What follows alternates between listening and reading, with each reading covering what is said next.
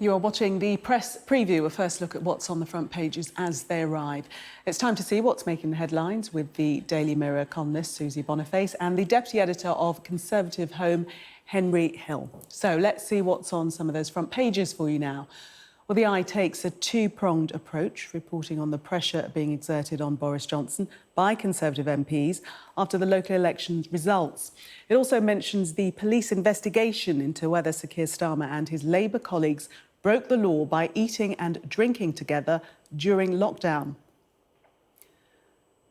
The Financial Times describes the Prime Minister as being under renewed threat. The Guardian is unsurprisingly blunt. PM blamed for Tory election disasters. Here's the Times, their headline, Tories punished in South. But the Express focuses on the other end of England and offers a strikingly different take, declaring bullish Boris back on track as Red Wall keeps faith.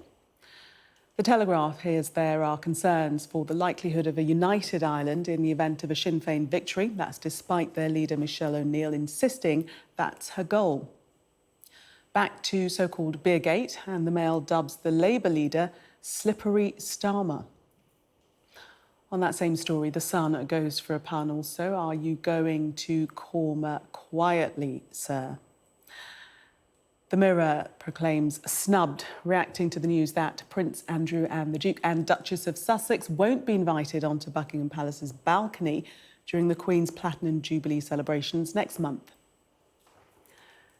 And The Star has heard that the cost of living crisis has led to a massive surge in Australian visa applications from people in the UK.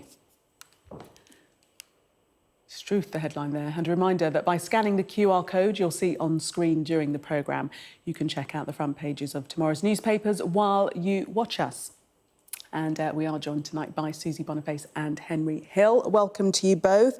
Let's start with the FT weekend, and Tory MPs applying more pressure on Boris Johnson's leadership, we're told. Henry? Well, it's difficult to see what this pressure is, because Tory MPs clearly, for one reason or another, do not want to Johnson. They haven't moved against him at the height of Partygate, and at every subsequent opportunity, they've drawn back. Now, it's important to say that compared to where we thought we'd be 24 hours ago, when projections were saying that a bad night but not too bad night for Boris Johnson was 250 losses, we're now, I think, at more than 450 losses. This is a really, really bad set of election results. So, yes, fine, clearly something needs to change. But what we really need is some detail about what these MPs want him to do differently. Yes, that is the question, isn't it, Susie? What would they like him to do aside from leave? Well, exactly. And I don't think they really want to do that, because as Henry says, if they really wanted him to leave, they would have done something by now. I think I've just seen that we're heading up to those 486 Tory losses at the moment, which obviously could go even higher before the end of the night. But I think probably the Prime Minister is thinking he can just roll with this, and it isn't too bad. The principal reason being that he doesn't have a challenger. Rishi Sunak has been neutralised because of his wife's non-dom status, which is very inconvenient. And the only real challenger who's been on manoeuvres is Jeremy Hunt. And if anybody thinks that a man who's capable of getting half the NHS out on strike is the answer to their political problems, then they're living in cloud cuckoo land. So we're getting to the point where we're 2 years out from the next general election, and they need to get someone in now if they're going to be able to fight that on a fresh footing. And it doesn't look like they're going to be able to move quick enough, which means then they'll just sort of end up in a situation where they go into the next general election with a massive cost of living crisis, inflation that probably won't have come down, and whatever will have fallen out from Partygate by that point, because they simply weren't able to move fast enough. And so I think they've got Boris for the long term, and I think Boris thinks that as well. I think he's probably right. But yet he was the reason that many people said they simply couldn't vote for the Conservative Party in the local elections. So he's being blamed for the problems they're experiencing at the moment, though, isn't he, Henry? He is. I mean, if you just need to look at the way that local Conservatives have been campaigning around the country. In Wandsworth, they literally called themselves the local Conservatives to try and put a bit of distance between them and the national brand. All over the country, council leaders, Tory councillors were urging voters to vote on their records, which are often, to be honest, pretty good, rather than the national picture. And this isn't just an English problem. I was speaking to some of the Welsh Conservatives today. They've had an absolutely miserable night. They had an absolutely miserable day, after yesterday. And they were saying that actually, time and again, their message was cut across by the stories coming out of Westminster. The Scottish Conservatives, lots of them are probably rightly blaming the fact that Douglas Ross didn't put enough distance between himself and Boris Johnson for the fact that they lost 60-plus councillors. So, yes, absolutely. Whatever else has happened, and there are some long-term trends at work here, there's no doubt that the Prime Minister is a significant contributing factor to this drubbing that the party has had. And they do need to face up to that. And if they are going to hold on to Boris Johnson as leader, we need not just hope, but a clear plan for how he's going to turn that around. The Express, a slightly more positive tone, saying it actually went well, especially in the Red Wall for the Prime Minister. Are they clutching at straws, Susie, do you think?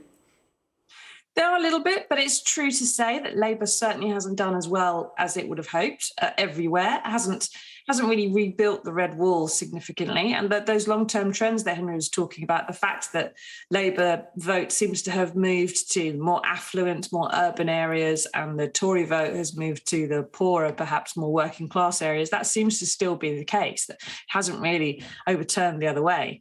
And so both parties have got a disconnect between their traditional heartlands and where they're actually picking up votes now, and how do they actually manage to make that work.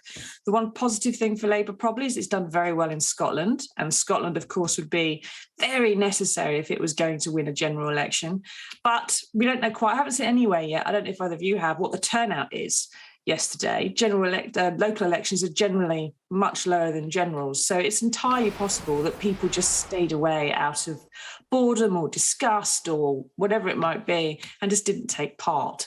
And therefore, the actual picture when you get to a national vote could be very different in a couple of years' time.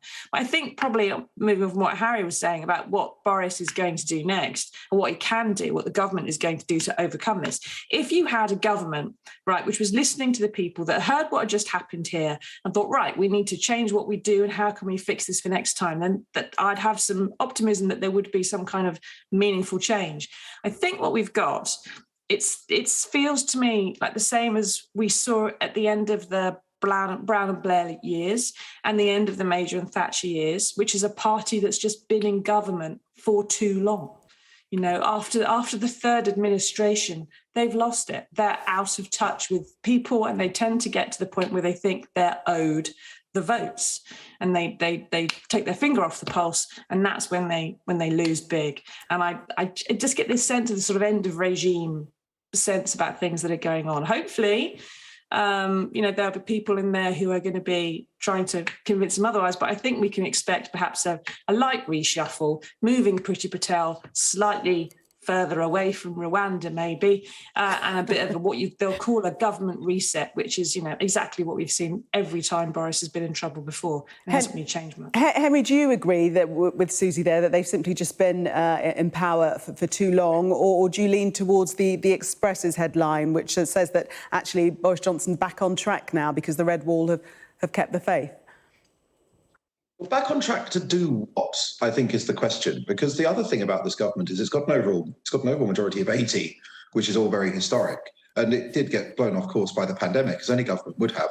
But the question is, what is Boris Johnson's government trying to do? It's backed off planning reform. It's not doing any of that. We read today that its much-touted digital safety bill is in trouble. This isn't a government with an exciting domestic agenda. It's not doing anything much about the cost of living crisis. There's just no sense. There's this urgency, this sense of urgency from Boris Johnson's allies. We've got to keep Boris, we've got to keep going. But there's no sense of where the Tory party is supposed to be gritting its teeth and wading through all this blood to get to. And I think that's the problem. Now, this isn't inevitable after being in power this long. The party has changed leaders several times. It would be perfectly possible, I think, to have a a new vision. There's definitely lots of problems that need fixing. I just think that Boris Johnson likes being popular. He doesn't like facing down his critics. He doesn't like spending political capital or making tough decisions. And if you have a man like that in charge at a time like this, what you get is drift and delay and eventually disaster. Let's move to the Telegraph and Northern Ireland and the vote there. They're speculating that fears about a united Ireland are coming to the fore now. Susie? Yeah, so Sinn Féin have actually seemed to be looking like they're going to be the most popular party, which would mean that for the first time, the First Minister would be the nationalist party that seeks a united Ireland, and they've said that that's one of the things they're going to push for. But then it throws open the whole situation of how the Northern Ireland Assembly works. So it's set up so that the first and second ministers are from the main two parties, Unionist and Nationalist, and they must share that power. And it looks like the DUP is probably going to refuse to share power with Sinn Féin just on principle, which means the Assembly collapses. It just doesn't operate. Well, they're saying they're not going to share power unless the Northern Ireland Protocol is sorted out. Exactly. Well, but the DUP's got all these problems because they wanted Brexit, they campaigned for Brexit. When they got Brexit, they complained about how Brexit actually turned out to be. It's lost a lot of support in Northern Ireland. Plus, there's a huge number of people which are voting for more centrist parties in Ireland now, in Northern Ireland, that they've just moved away from these sort of two tribal opposites that they've had for so long and are trying to move towards the centre ground. So Sinn Féin, although many people associate it with the IRA, it looks more modern and it's talking about some slightly different things. The DUP seems very rooted in its original fundamentalism, and you've got this new centrist party coming through. It probably means that we're going to have to think again about actually how that Northern Assembly, the constitution of it, is set up, because if it just keeps collapsing because one bunch of wingnuts refuse to talk to the other wingnuts, then that's the whole point of the Northern Assembly, was you get all the wingnuts together and they actually make friends. And if they're not going to do that, then you have to think again about how it works. Henry, we've just got less than a minute to get an update on Beergate, day 10 in the Daily Mail. Well, I mean, the police have announced that they're going to investigate Sir Keir Starmer. They apparently held that decision back for several days so it didn't affect the vote, which has irritated some Tories, but I think it's reasonable enough in the circumstances. If he's found to have broken the rules, then he will be hoisted by his own petard. And based on what he said about Boris Johnson, I think he will almost certainly have to resign. But I don't think we've got any grounds for prejudging the investigation. The police will do what they're doing. I think, again, this highlights, or this whole saga highlights really, is one of the most unjust things about the COVID restrictions, was just the fact that the police had so much discretion with how they went about enforcing the rules, despite the fact that the consequences for individuals could, not for politicians, but for ordinary people, often be so severe. Susie, very quickly, if there is found to be a case for Sir Keir to answer, should he resign? He's going to have to, as Henry said, because that's what he's demanded of Boris Johnson. But I think before we get to that point, now that the local elections are out of the way, the Metropolitan Police are going to be moving their own investigations further forward. And remember, the Prime Minister is accused of being present at 6 parties. Indeed. That was not just holding a beer, Indeed. but ended up with some people being face down in the flower bed. And Henry, we are out of time. Thank you both. Good to see you. Thank you. See you in the next hour.